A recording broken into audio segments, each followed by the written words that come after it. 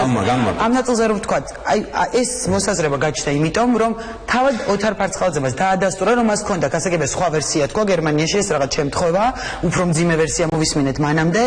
აპირებს ხელისუფლება, რომ თქვა დოკუმენტაცია გამოითხოვოს გერმანიდან.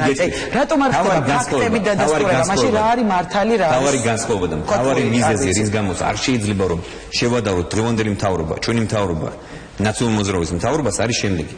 ჩვენ ყოველთვის ვამბობთ სიმართლეს. ჩვენ არასოდეს არ ვაკადრებთ მოსახლეობას რომ თქვა ტყუილი.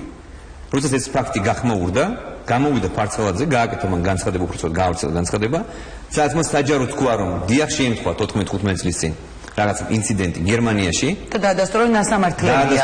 ამას მოყვა და სამთავრობო ორგანიზაციებს ხედავ. კი ბატონო, მაგრამ მიზანშეწონილებს რა ნასამართლებელი მთავარი პროკურორი ეს მინდა უბრალოდ რომ კითხოთ და კი ბატონო გისმენთ. ანუ ეს იყო არასამთავრობოების და თქვენი მხარდაჭერების პრინციპი. დაადასტურა რომ ის არის ნასამართლები, მას შეემთხვა ინციდენტი. კერძოდ მას პოლიციასთან მოუხდა ინციდენტი და რის გამოც მაშინ 22-23 წლის იქნებოდა ალბათ. მას მიესაჯა 1 წელი და 3 თვე. თუმცა რამდენიმე თვეში გათავისუფლდა. იქ შეიძლება ბრალში შეიძლება მე არ ვიცი ხა მე არ ვარ იმდენად კომპეტენტური რომ ეს ხოდა იქ იყო საბოლოო ყაჩაღობა ქურდობა მძიმე მოხდება გერმანულ დოკუმენტში. ძალიან ლოგიკურად რომ დავსვათ კითხვა. თუ ადამიანს გერმანიაში აკავებენ ყაჩაღობის მუხლით, ეს ადამიანი რამდენიმე თვეში ციხიდან ვერ გამოვა. ამაზე შევთანხმდით.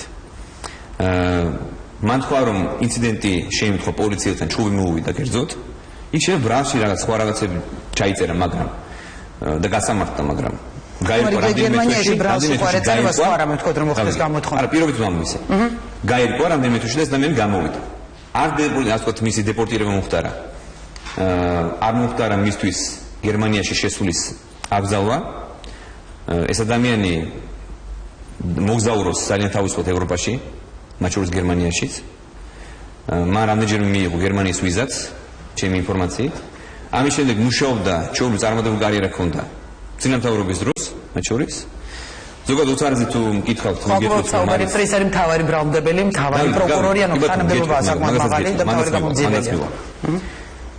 მე ზოგადად არ მიყვარს თავი გამოვიდო და რაღაც ძალიან, ასე ვთქვათ, ძალიან კომპეტენტური შეფასებები გავაკეთო, მით უმეტეს იმ სფეროში თუ არ ვარ ძალიან კარგად გარკვეული, თავს ვარიდებ. მაგრამ ამ შემთხვევაში მე ვცდილობ რომ დავესესხო იმ ადამიანებს, რომლებიც არიან ჩემთვის ავტორიტეტი, ანუ უფრო მეტი გამოცდილება, უფრო მეტი კომპეტენცია აქვთ. აი მაგალითად ურეზოაც დაემთხვა, მაგრამ იგი ქალბატონ სევდიას ძმა ბატონმა მინდია უგრეხელიძე, რომელიც არის ძალიან მაღალი დონის იურისტი, მაღალი კვალიფიკაციის და ჩემთვის არის ავტორიტეტი. ამ ადამიანმა გააკეთა შეფასება. ძალიან კომპეტენტური შეფასება. მე შემდგომ იგივე გავიმეორო.